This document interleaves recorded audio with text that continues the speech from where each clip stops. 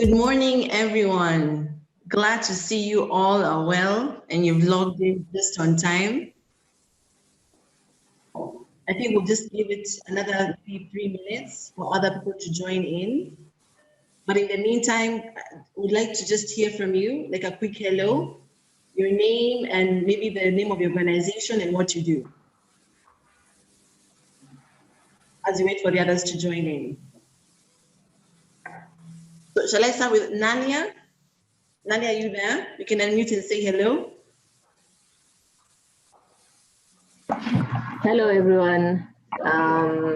Thank you for having me here. Thank you for organizing this. My name is Naila Hatimi, and I actually currently I work with an organization that is based in Switzerland. It's called International Trade Center, but also I have a startup that is also called NISA Agency, which is a training and mentorship company operating here in Mombasa.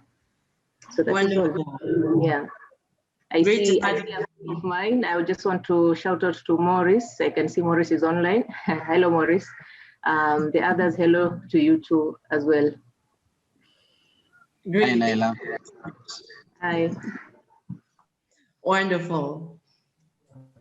Great. I think we can do another quick round of intros. James, I can see you also on the call. Just a quick hello. Hi, everyone. Hi, Mercy. Hi. This is James Obonyo from Capital Markets Authority, financial analyst. Great to be here. Thank you, James. I'll go to the next person, Alexander. And feel free to turn on your video so that we can see you as well.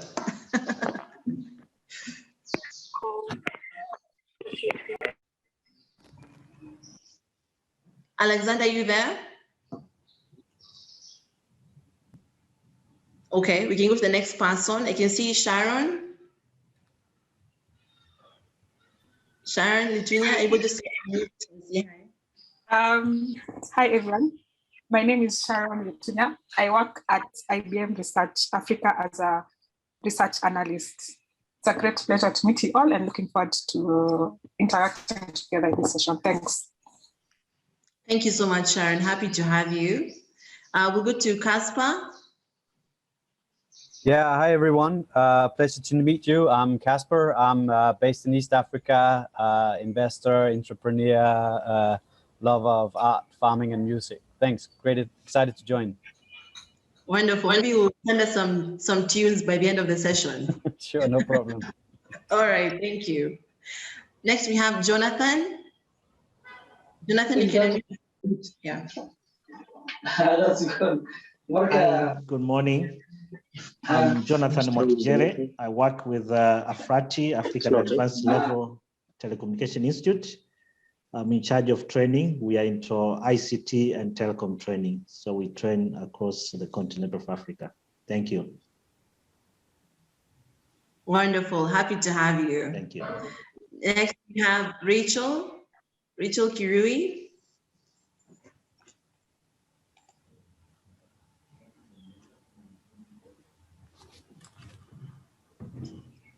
Okay, if you're speaking, I think you're on mute. Okay, we can go to the next person, Chepkemoi.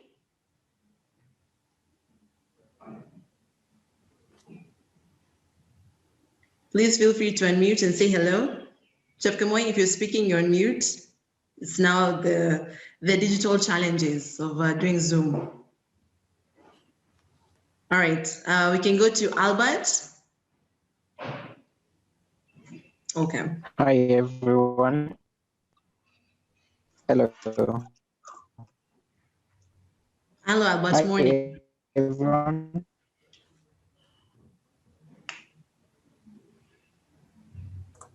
Sorry, Albert, I don't think we can hear you. Are you able to just type your introduction on the chat? All right, all right. Yeah, sorry, thank you. And then we have Ivy. Ivy Siovata, you're going to say hello? Good morning, everyone. My name is Ivy Siovata. I'm the founder and CEO of the Incubator Nest Hub and also a board member at ASEC. Yes, that's my colleague right there. Happy to have you, Ivy. And I can see we are now at 11:05. So I'll just give the last chance to, let's see who. Misako? You can say a quick hello. Yes, I'm Misako Uehara. I'm a long-term expert on the JICA project of the project for enhancing enterprise competitiveness in Kenya. Thank you. Great, happy to have you. So for everyone else, I'd really like if you can just use the chat functionality, just introduce yourself, the name of your business, what you do, and also your social media handles or even your LinkedIn account or name so that people can actually connect with you, because we do want this to also be a networking session that actually you benefit from different trainings from today. So today I'd like just to welcome Michelle. Michelle, perhaps you can give a bit of intro for ASEC and why we're here today.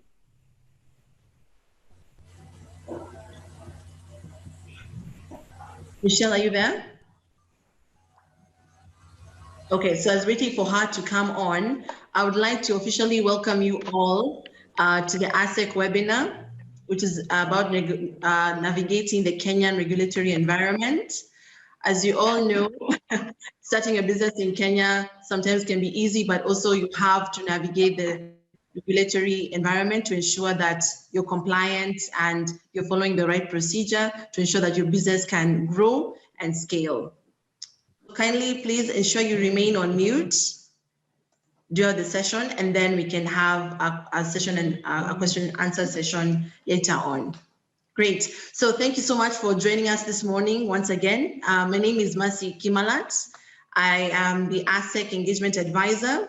I sit on the board, and just to ensure that all our members and also different stakeholders do get the value of the association in terms of like what Michelle talked about, internationalization. It's a bit of a tongue twister.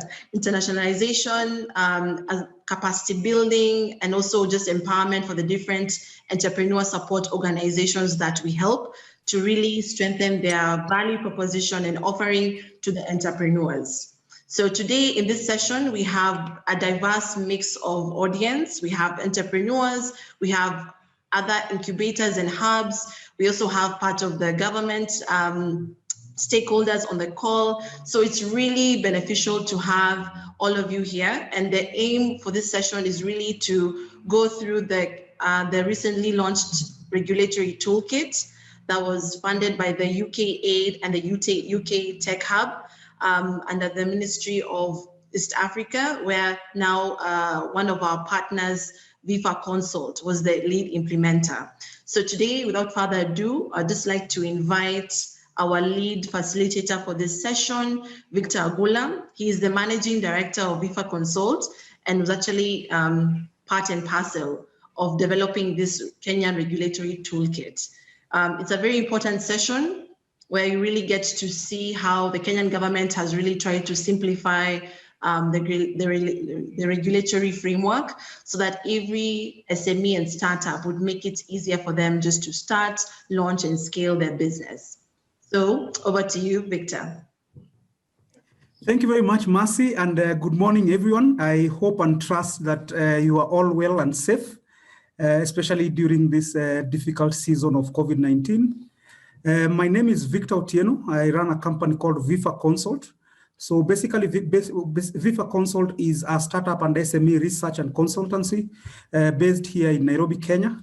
And for the purposes of this particular session, we were the lead implementing partner for the development of the business regulatory framework. And basically, the way this presentation would be is we broke it down into two parts. Number one is, of course, presenting the toolkit and what it is all about. But most importantly is to have conversations around both the toolkit as well as the business regulation broadly. Because at the end of the day, the way the toolkit is structured to be a live document, to be a live toolkit that can be amended and can help improve the business regulatory environment in Kenya. So we hope out of this session, we should be able to achieve that. So let me just share my screen so that we can just start.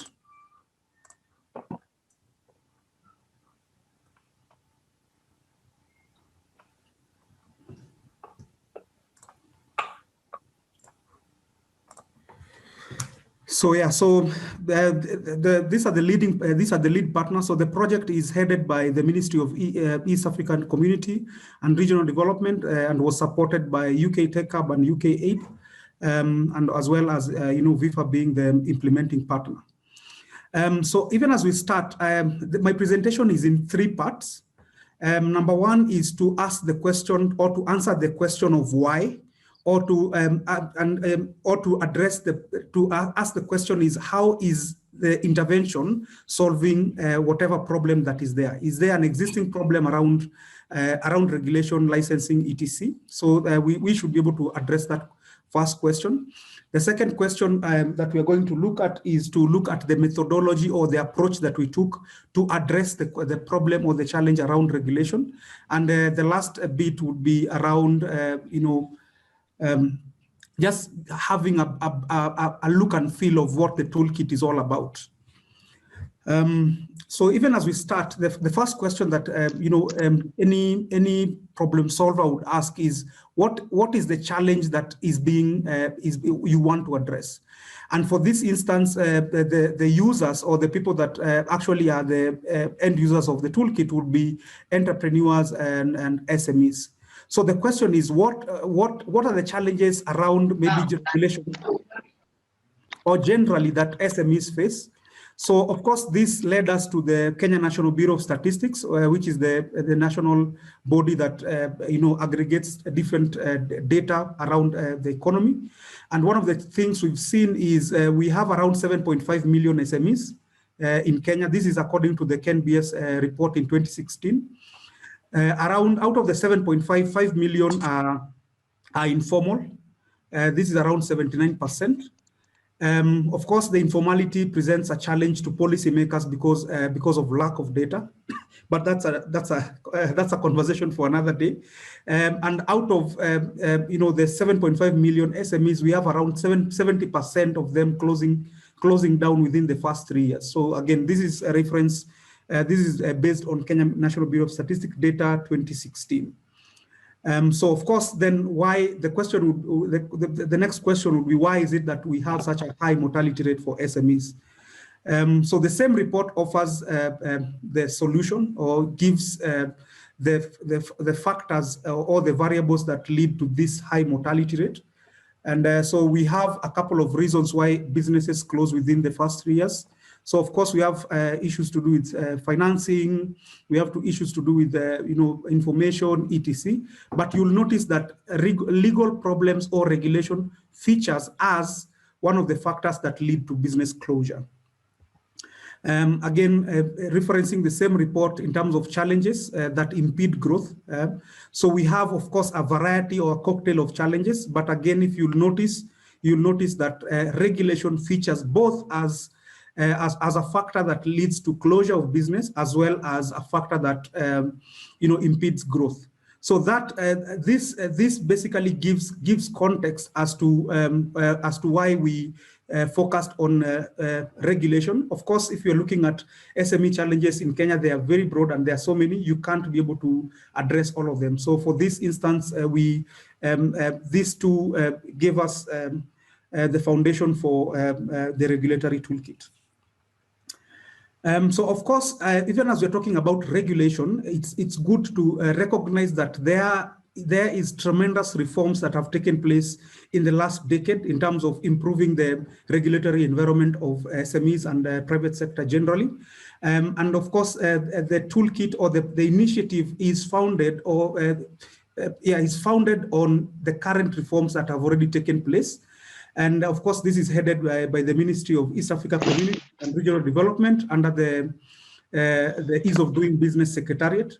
So of course, if you notice right now, for instance, you basically can register your business through eCitizen, which can be done online. So that and many other reforms have taken place, and the process that we took was founded on the existing reforms that have taken place so far. And even as we go through the toolkit, you realize that even as you go through the toolkit, we highlight the different reforms that have taken place or continue to take place at different stages or at different government agencies.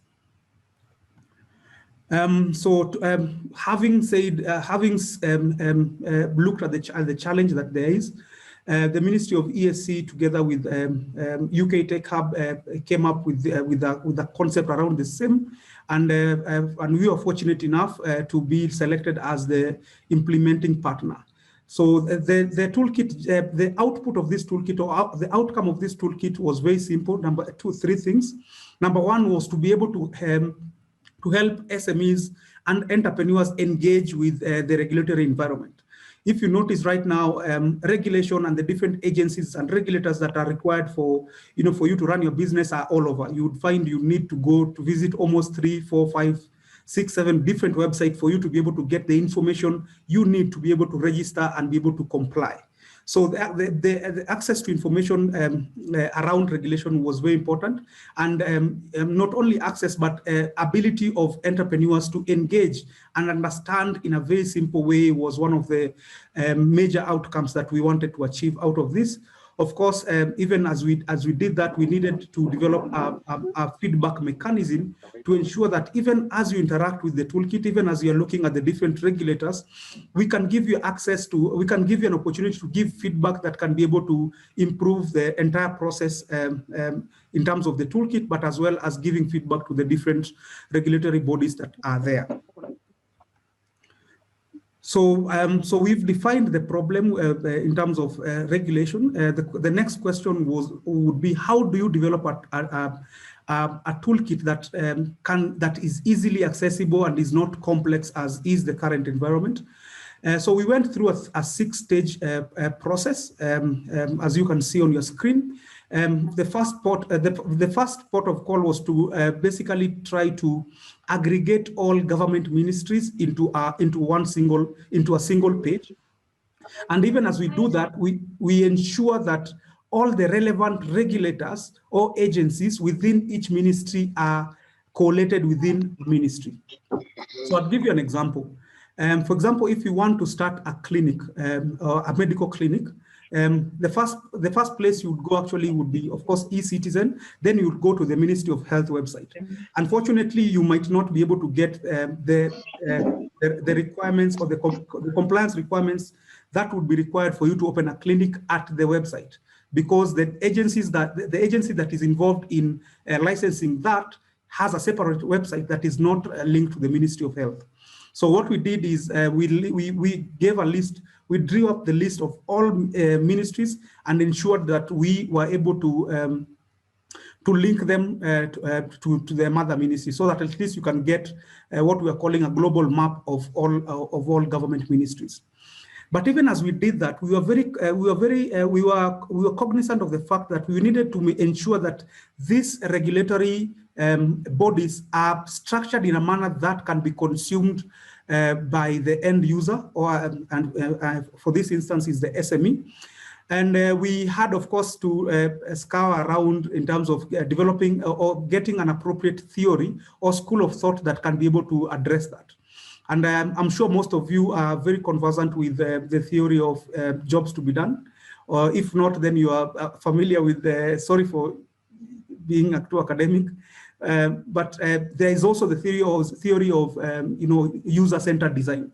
So we needed to structure all these regulatory bodies in a manner that follows the journey of an SME. So for us, working in the shoe of an SME manifested in the form of different growth stages that SMEs go through. And we identified 4 of them. Number 1 was plan. So each and every entrepreneur or an SME that wants to start will always have a stage where they plan on how they would want to start their business. The second stage was launch. So after doing your planning, you'd probably want to launch your business. And of course, there are challenges that are related to that. The third stage was was manage. And the last stage was scale. So that's the context under which we developed, that underpinned the entire methodology. So our entire process was focused on the on walking in the shoes or going through the life cycle of an SME and trying now to fit all these regulatory bodies within this process, because now an SME, it is easier for an SME to consume based on the stage where they are. So going back to the stages, the 6 stages, we did the aggregation, as I've mentioned. After doing the master list, we focused on ministries that are relevant to business. We went ahead and did the development of the toolkit. We went through a validation session. Some of you might have participated in it. We developed a portal, which we will have a look, and we had a robust dissemination framework, and this being part of it.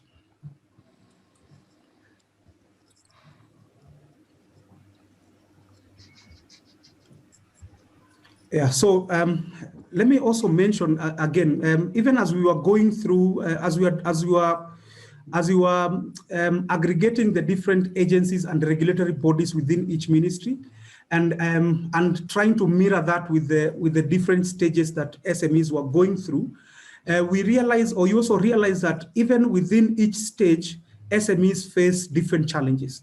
So for instance, when you're planning your business, the challenges that you face around accessing market information or market intelligence, accessing training, looking for finance, etc.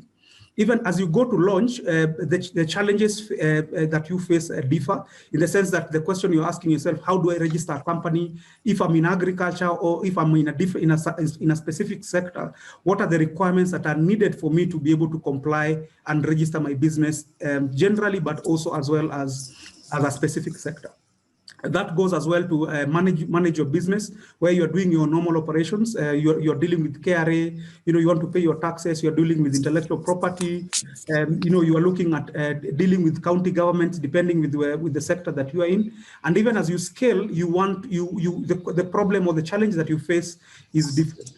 So what we did is, after doing the master list of aggregating all ministries and linking all the regulatory agencies, we narrowed down to a specific ministries and regulatory bodies that are related to business. So this meant that Ministry of Defense, Ministry of Interior would not feature in the toolkit. Once we did that, now what we did is we reallocated all the agencies or the regulatory bodies to the different stages of plan, launch, manage, and scale. So having done that, we went through a validation process. So once we've identified the problem, once we've taken all the regulatory bodies and we've structured them in a manner that we felt that SMEs would be able to consume easily, the next question was, are we right? So the next process that we took was to do a validation process. And basically what we did is we took the raw toolkit that we had developed and shared with the different organizations. As you can see there, of course, we had a mix of different organizations. We had, most importantly, SMEs and entrepreneurs in different sectors. We were talking to manufacturers, we were talking to startups, we were talking to guys in agriculture, etc., etc. We talked to academia, we had conversations with think tanks, just trying to validate if the thought process or the methodology that we took was feasible. And we got a positive feedback in terms of, yes, it was very easy to understand, at least from an SME or an entrepreneurship perspective. So this basically is how we ended up structuring it. And this is just a sample of the website, how it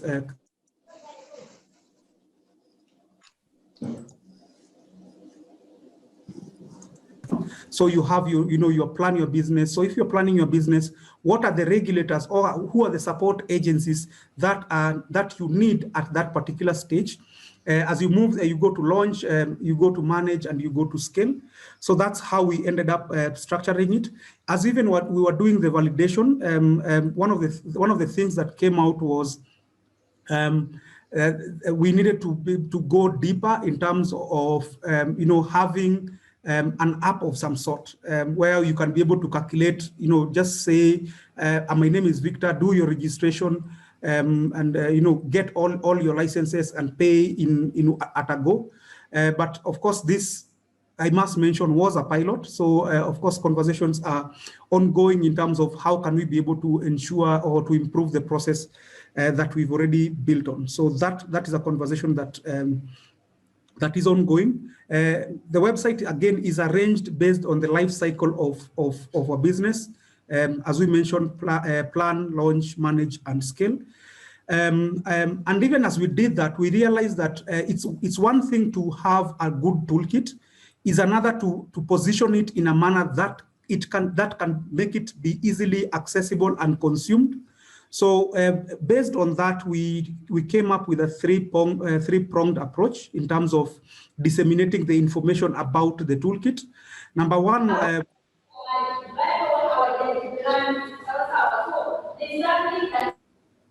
yeah, sorry, I don't know who was that. Yeah, so we had a three-pronged approach. Number one was to develop a website. So basically, a website would form a central repository for the entire process, so that it becomes a reference point, and in terms of feedback, in terms of getting feedback, or even in terms of monitoring how the toolkit is performing or is engaging out there. Number two was to do a downloadable PDF toolkit, so that if you don't have bundles or you don't have internet, you can be able to access it offline, and you can be able to interact with the toolkit. And again, what the information that is on the PDF is exactly as the one that is on the website. And lastly, we had video explainers. You realize that sometimes our concentration as we do our own, as we go about our own different businesses, sometimes we don't have too much time. So what we did is we did video explainers, around 30 to 40 seconds video explainers that can be able to give you a snapshot of the different stages. So for instance, if you want to just get a quick brief of what the toolkit is about, you can go to the website, you can go to the about page, and probably you can be able to get a very high level feel of what the toolkit is about. And this is replicated across the different stages. So if you go to plan, if you don't want to go through the toolkit, the entire toolkit itself, you can just click on the video and you can be able to get a brief grasp of what the toolkit is all about. Then probably you can be able to, at your own time, either download or interact with the toolkit online. So as you can see, this is how we structured it. And again, the toolkit, the downloadable toolkit is the same as the information that is on the website. So as soon as you hit the website, if you go to, for example, for instance, plan stage, we have three options. The first option is to download the document and consume it offline. The second option is to go through the different challenges at that stage. So for instance, if you're planning and you want to access government agencies that can be able to support you in terms of training and capacity building, you can just click on training and you can be able to get a list and be directed to the exact agencies that you will get support in.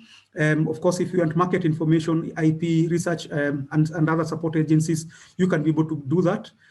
As you do that, you can still click on the video explainer and just be able to get a high-level feel of what the stage is all about. Again, that is replicated at launch. So at launch, you notice that the information changes. Now we are looking at launch your business, applying for business permit and different sector regulators. So at launch stage, what is happening is we are giving you basic information around how to register your business. And of course, this is linked to the e-citizen. Again, what we did is we identified at least 10 sectors, sample sectors, I must say, of business, of different sectors that SMEs would want to engage in. And probably you can be able to get direction in terms of how to basically comply with the different regulatory bodies. Yeah, so I think that's that. What the second part was to basically take you through the site. So it's one thing to look at a dummy information. It's another to just look at the site.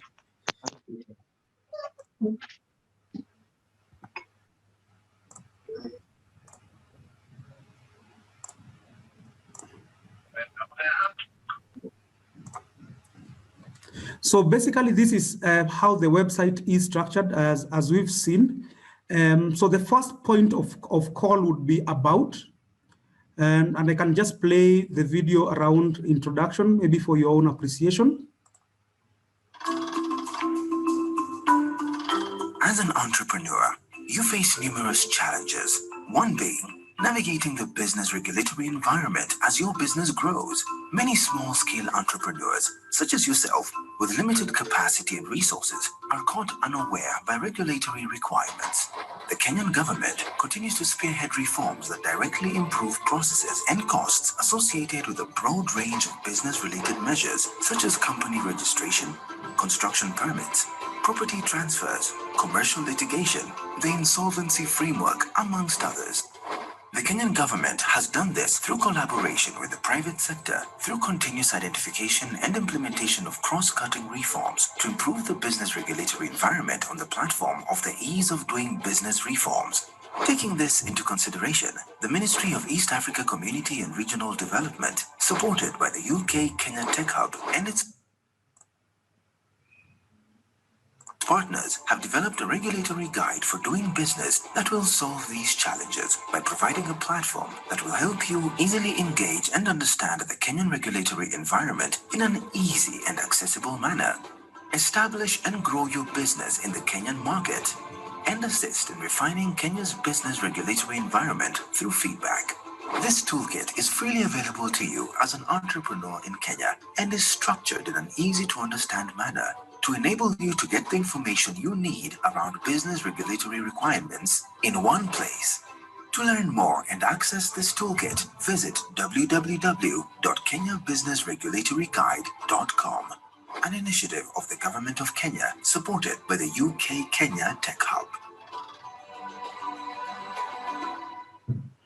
So if you notice on this tab, we have three options. We have the video that I've played in terms of just explaining to you the entire process around the toolkit.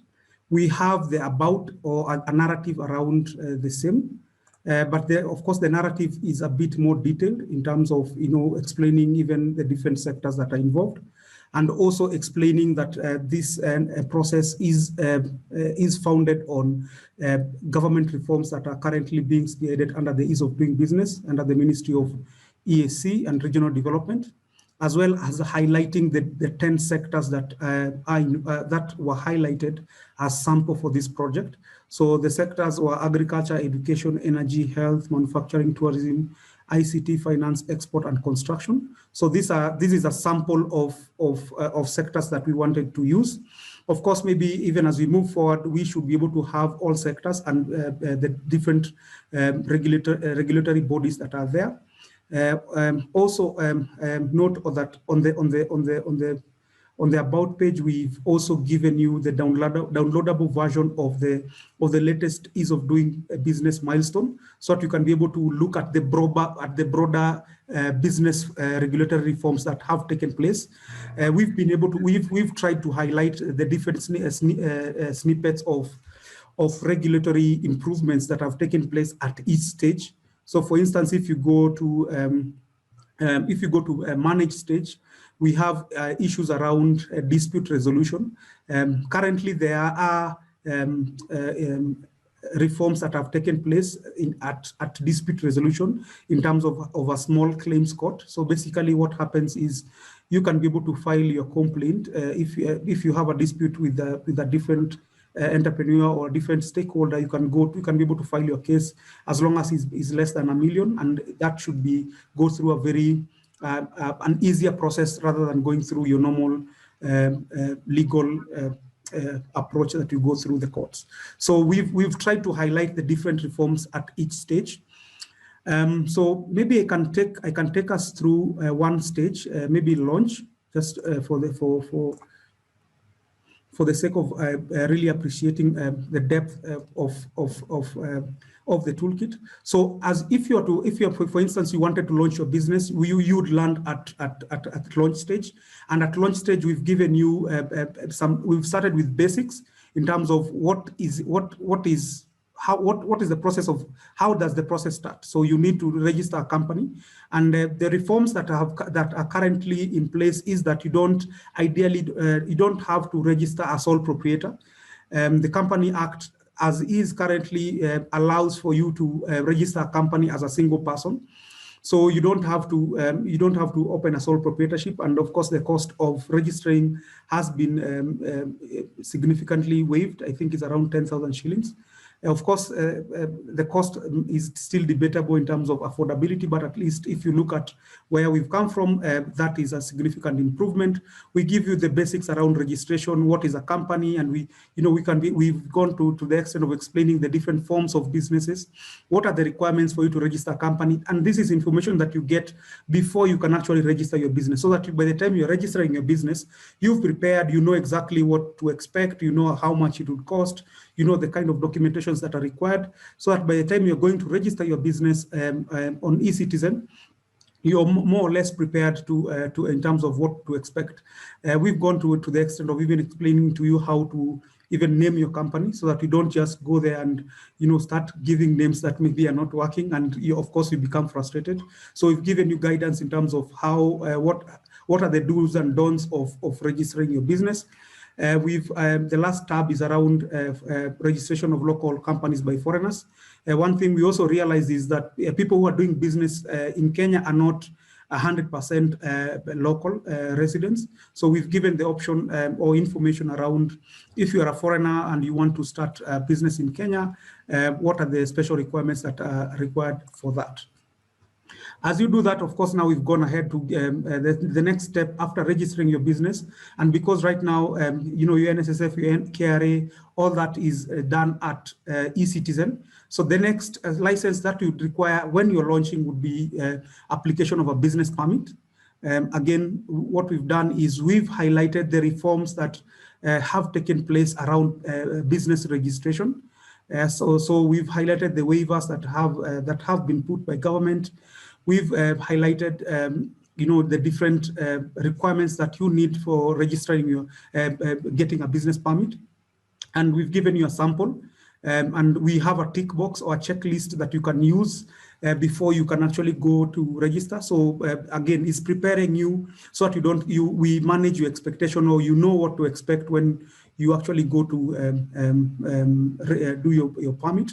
And we've just highlighted even the cost estimates. So of course the costs are not predictable. So what we did is we've given you an estimate in terms of what you would expect to pay if you were to get your basics in terms of business application. At launch stage, as I mentioned, it's divided into two. You have your basic registration information in terms of registering your company and getting a single business permit. But we've also highlighted the 10 sectors that we've mentioned. So starting from agriculture all the way to construction. Again, this is just a sample that we settled on based on conversation with different entrepreneurs in terms of sectors that have most entrepreneurs and maybe have more impact on the economy. So of course, we hope that these sectors would be broadened as we move along. Maybe just to pick one sector, maybe if I was to click on agriculture, assume that you're in agriculture. If you go to agriculture, we have again broken down the different businesses that are in the agriculture subsector. So for instance, we have milk, we have meat, we have horticulture. What we do is we highlight for you the sector, the body that is concerned with that particular sector, the different licenses that this body gives, and basically what we did is direct you to exactly the website or the portal where you can be able to do your registration and get further help.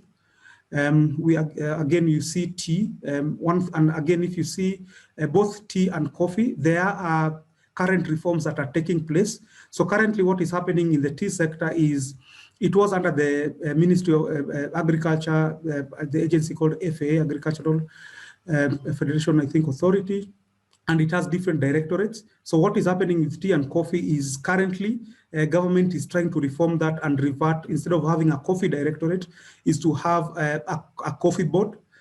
So what we did is, because the current state of play, at least legally, is that the agency is still there. But what we did is we highlighted the reforms that are still taking place in that particular sector.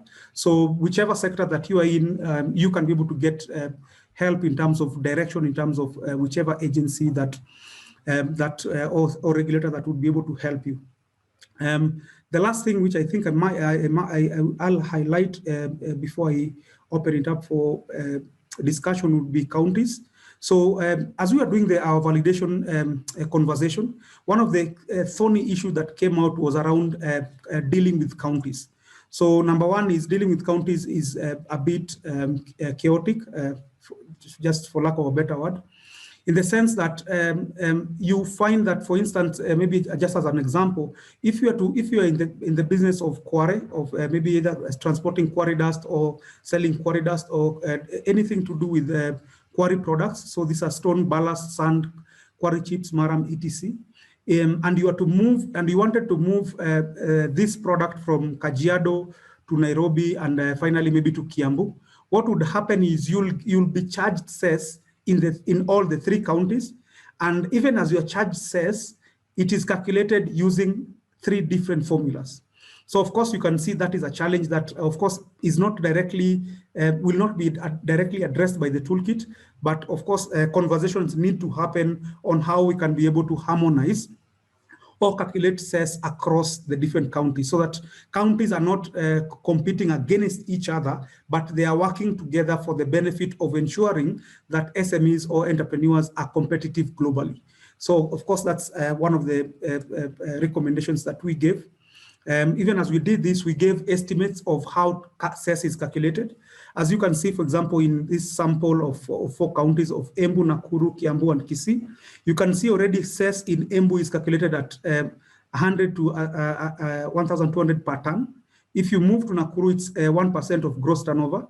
If you go to Kiambu, it's charged per trip. And if you go to Kisii, again, it's charged per trip or per container. So already you can see this is a challenge. So at this stage, what we are doing, we're just highlighting and giving you information so that you are prepared, so that even as maybe you are paying cess, you can be able to know exactly what is required and you can be able to comply. Even as we do this, of course, we highlighted as part of our report to the different partners, both government and UK TechAid, we need to have conversation around harmonization of cess and engagement with counties. So basically, that's a very highlight, or a very top level highlight of what the toolkit is all about. Of course, in terms of dissemination, we did a media breakfast, and as well as had a conversation on Citizen TV, where we just talked about reforms as well as talked about the toolkit. We initially, at least at first, we identified the Kenya National Chamber of Commerce and Industry as an off-taker partner, so that we can help to disseminate and cascade the toolkit to entrepreneurs. And even as we did that, of course, this part of this conversation was to be able to identify the different stakeholders who would find this toolkit useful, even as we engage with SMEs. So of course, we have SMEs, we have entrepreneurs, we have government, we have academia, we have the different ESOs, incubators, accelerators, etc., who are working with SMEs. So we hope that this toolkit would be something useful to you, and you could incorporate it as part of either your programs or your curriculum, etc. And of course, we can be able to work together to ensure that it's able to address all the needs that SMEs face in terms of regulation. Thank you very much. I know I've taken a bit long, but I needed to do that. I hope that makes sense. And probably I would want to open it up for conversation, feedback, etc., etc. Thank you very much.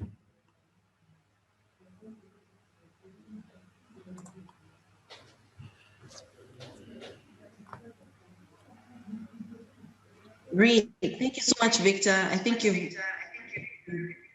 Sorry.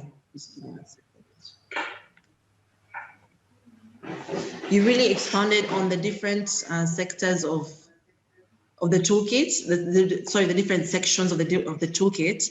And I just want to maybe invite some questions from the attendees. I know, James, you had your hand up. Yeah. Would you like to unmute and ask your question? Thank you, Mercy. Hi, everyone. Quite a remarkable presentation from Victor. I'm James Obonyo, Capital Markets Authority. So predominantly we're in finance. So if I just take you back to finance, if you don't mind, it's evident that innovation comes before regulation. That has been evident in the finance industry, especially when you saw the inauguration of M-Pesa. It came into a situation where It was in telecommunication, it was in finance, and it was in probably telecommunication and finance. So it was CBK and CA. So like right now in finance, we are seeing the mushrooming of finance industry who are providing solutions using mobile money. How did you handle the situation where now a startup business will be bordering two kind of regulators, and in the case where the regulation is way far much behind and the innovation is far too ahead? That's one.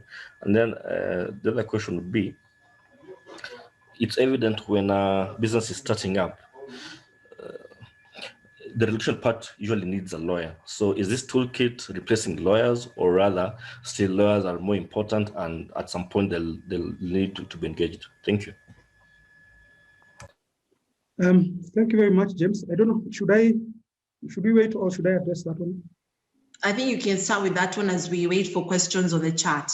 Yeah. Yeah. So thank you very much, James. I think the way the toolkit, like I mentioned, the challenge that the toolkit was trying to address was access to information. Because even as you start your business, before we even go to the lawyers and etc., the question of which regulator should I be talking to was a big issue.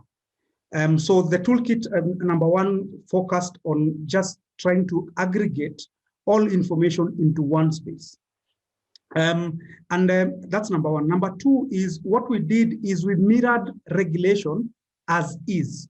Because of course even as we were mirroring regulation as is, we were trying to get or to pick reforms that are taking place even as regulation as is taking place. So if you look at, for example, the sector around finance, the way regulation is structured right now is under the different bodies, CBK, SASRA, around circles, as well as I think, so I can't remember all of them, but we've been able to highlight the financial sector and the different regulatory bodies as is. So unless now the regulatory bodies or the regulatory environment changes in a manner that it can be able to support maybe a startup that is bordering on two regulatory bodies, then it's very difficult for the toolkit to reflect, to change that. Because the situation on the ground is that the startup would have to go, for example, if you're in fintech, you would have to go maybe to the CA, you'd have to go to either Communication Authority, you'd have to go to CMA, and you'd have to go to central bank as is, because the regulatory environment has not shifted to be able to suit maybe, for example, a startup in fintech. So as I mentioned, if the toolkit is a starting point that can catalyze conversation on how can we further, based on maybe user-centered design, how can we be able to further ensure that regulation aligns itself in a manner that it can be able to address the issues that 21st century businesses are going through. This toolkit is not replacing a lawyer in any way. I think what we are doing, and if you look at the toolkit itself, we are only directing you to the right people. So for instance, if you need to register your business, of course, you don't need to go to a lawyer. You can just go to eCitizen and you can be able to get help and get your full registration complete. As you go through, your business permit, single business permit, again, we direct you to the relevant body that can be able to sort you out, as well as the different agencies that are involved. You'll notice that if you, for instance, need to do, you're in manufacturing, you need to get NEMA. Even as you direct you to NEMA, NEMA will not help you to get the impact assessment report. So it means the professionals that are involved at that stage, you would be able to find them. And probably if you go to the NEMA website or whichever, or KEB's website, they can direct you to the correct professionals, so that again, you don't get quacks. Because the moment you get reference from a government body and they tell you these two lawyers or these different people can be able to assist, then of course there is some validation and there is some ease that you'll have even as you do your registration. I hope that is able to address your question. Yes, Victor, thank you very much. All right, thank you so much, James. Yes, we have a comment from Nalia. Nalia, would you just like to unmute and just share your comment? Yeah, thank you. My comment actually is just about the CES, and so far I've been able to do quite a number of things here in Mombasa, which includes construction. And unfortunately, you see that the CES charges in Kilifi County, where we mostly get the stuff from the quarries, it's actually cheaper than in Mombasa, and it's the same thing. You just pass the vehicle just passes from Kilifi to Shanzo in Mombasa, but the CES actually is very, very expensive, which actually now increases the cost. And I think this is a conversation that needs to be discussed definitely. That's definitely true, Nalia. I think you're also bringing up challenges that need to be addressed, during the roundtable discussions or with other government stakeholders. So thank you so much for that. Victor, did you have any comment on that? Yeah, so as I mentioned, I think I even preempted, CES was a major challenge in terms of it's not predictable at all. So, and it impedes inter-county, even as we talk about, Kenya being innovative and Kenya wanting to compete globally. The challenge is we can't achieve that if we cannot even do inter-county trade. So as I mentioned, my hope and my prayer is that even as we are doing this, as a second stage of this pilot stage, was to maybe, I think someone was even telling us, can you do an app? And even as you do the app, can you be able to get predictability in terms of cost, especially at the county? So we are not only talking about CES, we are talking about advertisement, etc. All fees that are paid at the county are very unpredictable if you are to have a national presence. So if you are a manufacturer or you have different offices across the counties, you can't do your budgets properly because it's unpredictable. So we are hoping that we can have that conversation maybe with the COG as well as the different government agencies that are involved. Thanks, Victor. We also have another question here from Melvin about overregulation within the medical board sector. Melvin, would you like to unmute and just ask your question?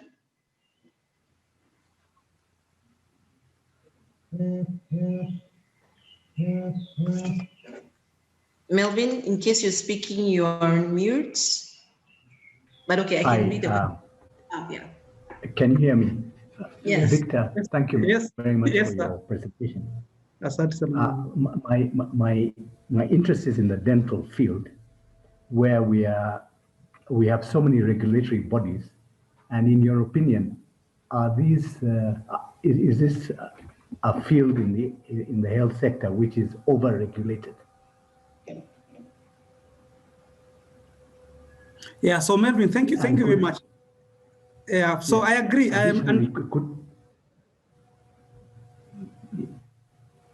Additionally, could this disincentivize young Kenyans from setting up their own practices?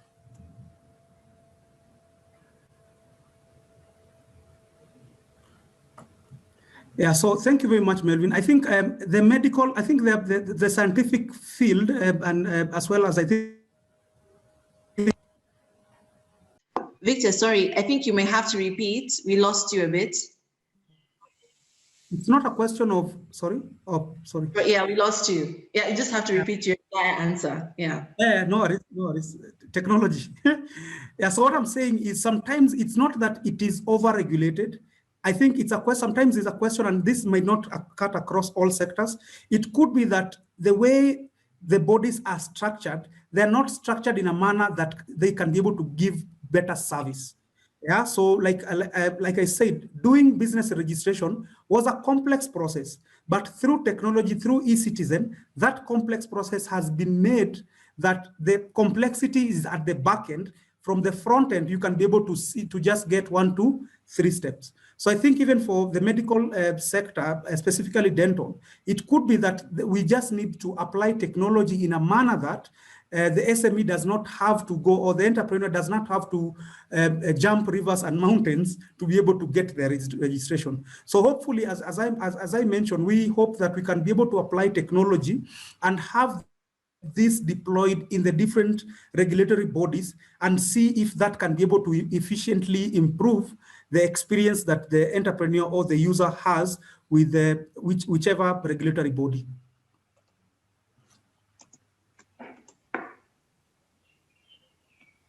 All right, thank you so much, Victor. I think we can take one more from Sharon. Sharon, you had your hand up. Please feel free to unmute and ask your question. Hi, everyone. No, it must have been up by mistake. No, Sharon Litunya. Okay. Yeah, thank you, Victor, for that presentation, and you're doing an excellent job. At IBM, I had the opportunity to work with the government to improve the business environment. And as much as the government has done many regulatory reforms, it has made it easier to do so many of those activities. You'll find that when you talk to entrepreneurs or SMEs, it seems that they don't feel the reforms that are being implemented. They're not satisfied with the changes that government is doing. So just curious to know how else can we ensure that the reforms that are being implemented by the government are felt? Or are there other things that we should focus on so that the SMEs who are our customers are able to feel that indeed it's easier for them to launch their businesses, to run and to scale it? Thanks. Thanks very much, Sharon. Even as I was starting my presentation, what I did is I highlighted the challenge or the trilemma that SMEs face. So SMEs in Kenya, of course, face a barrage of challenges. So we have issues around access to finance, we have access to market, information, technology, etc. So the challenges that SMEs face are massive.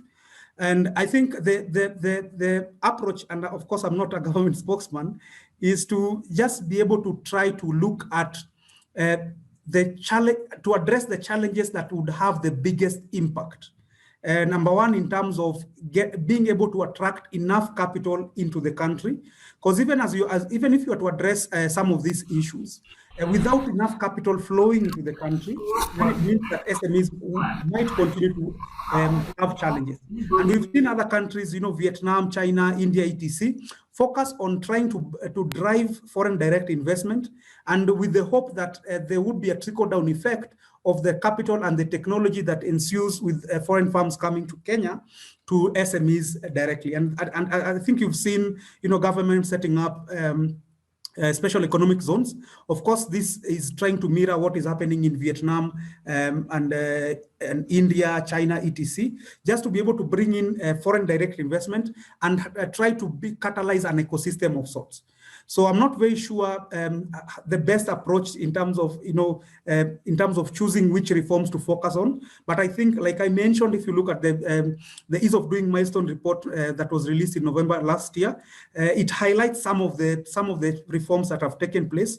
The challenge that I think we have in Kenya is because we are largely a gray economy. So 79% of SMEs are informal.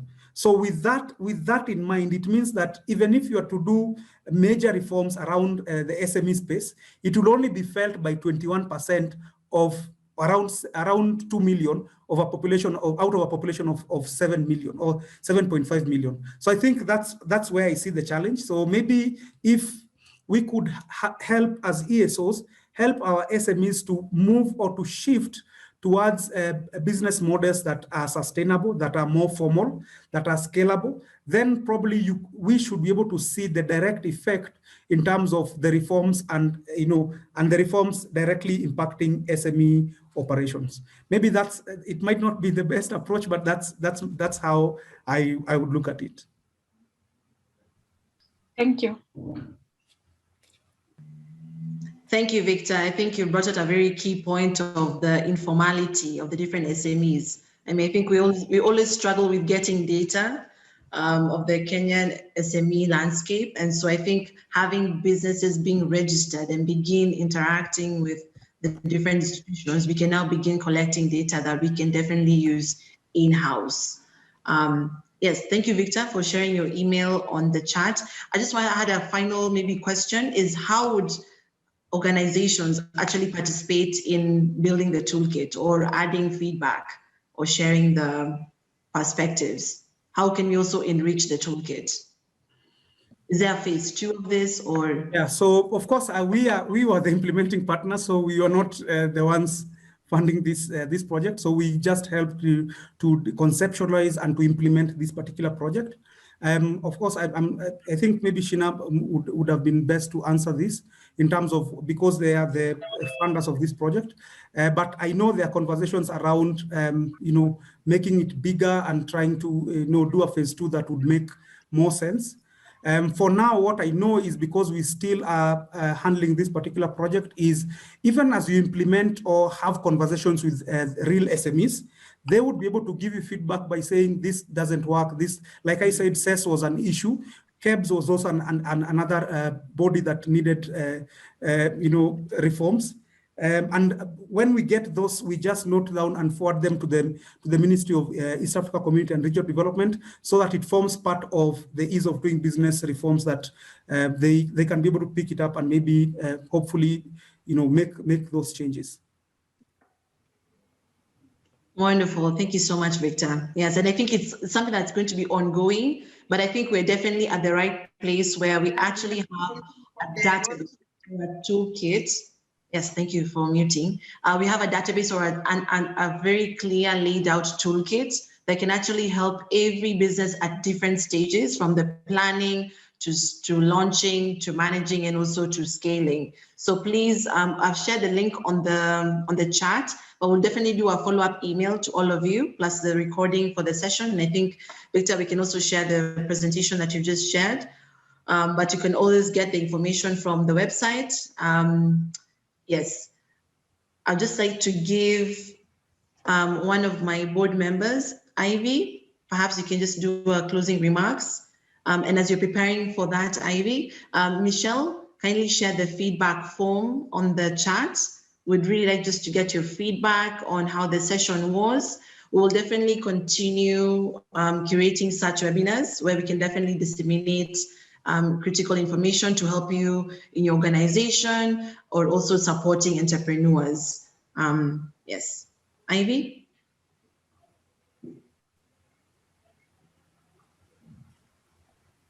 Is Ivy still here?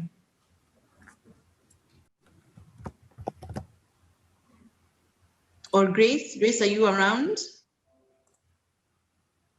Okay, so I think they've just left.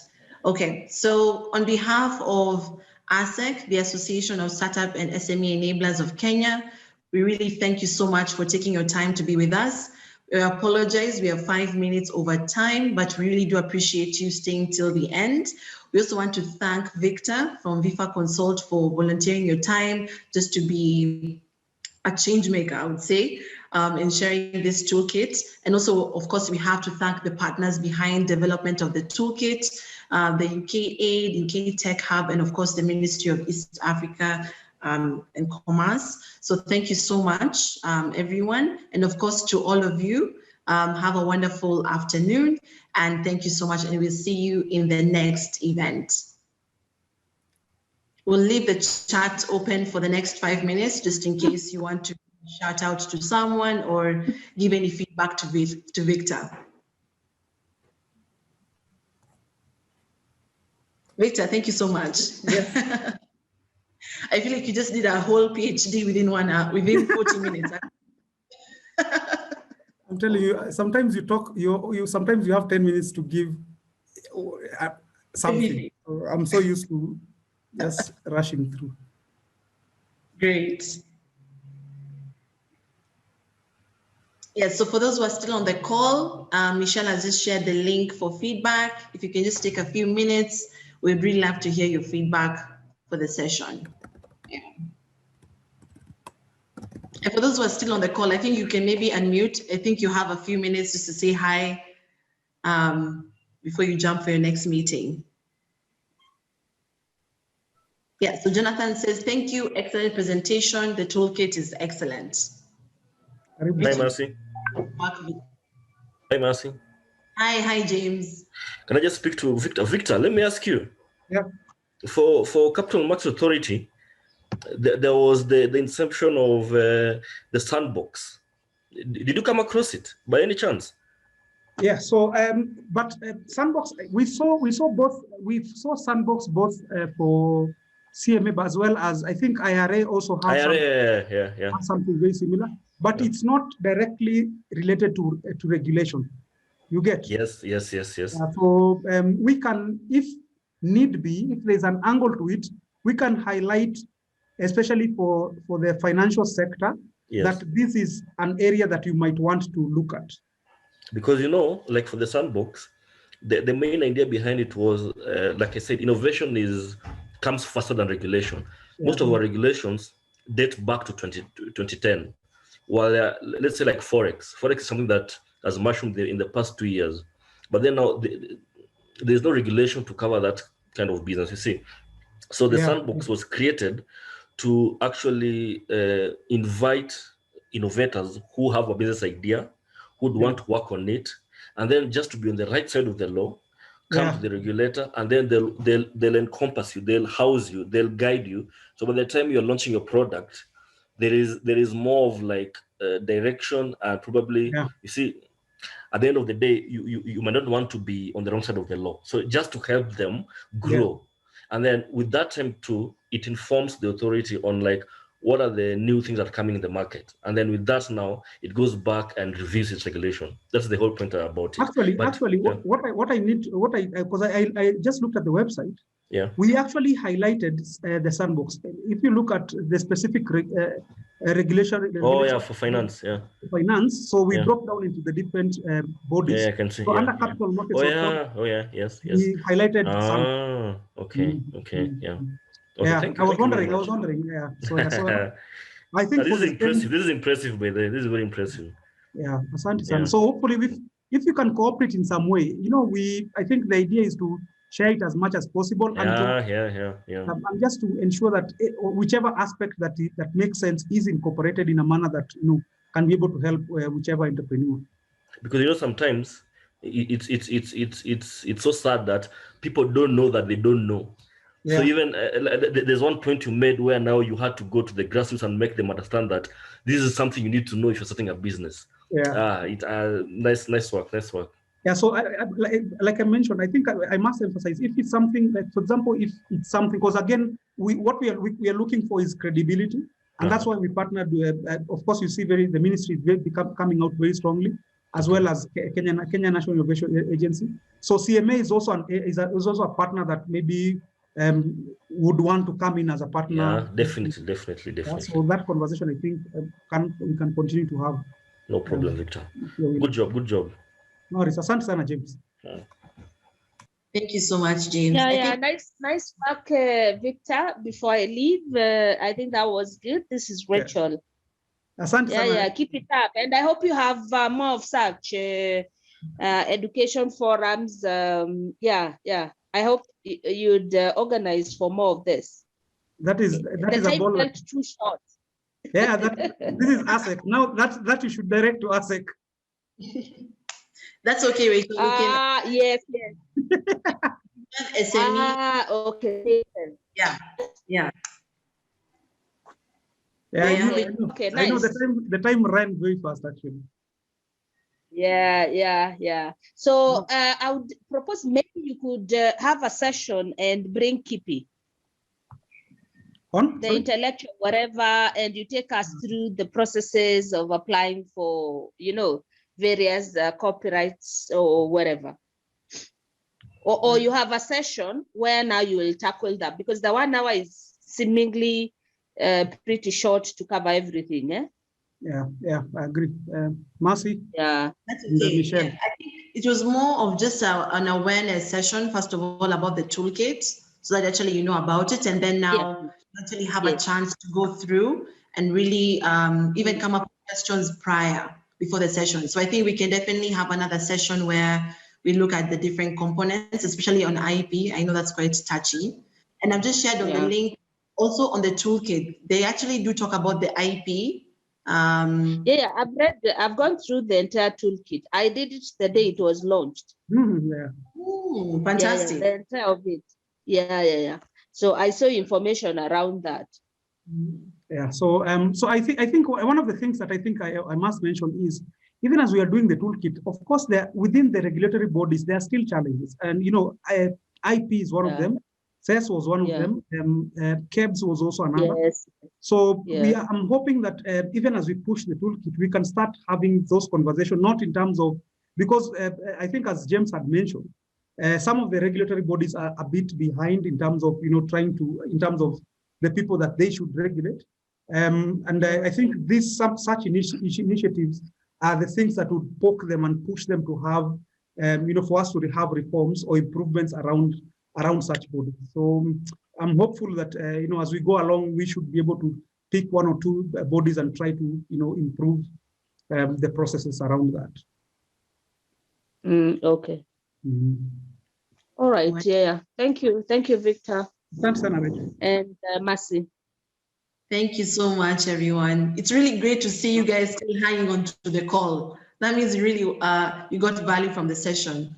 But I think we've come to 12:13. Does anyone have any closing remark or burning question? We don't want to lock you out.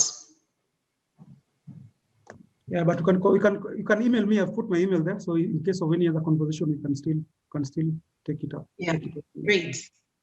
Yeah. Okay, so thank you so much, Victor, and everyone else on the call for being here. I think we can now close the session. Okay. Have a wonderful afternoon. Keep safe. All right, bye-bye.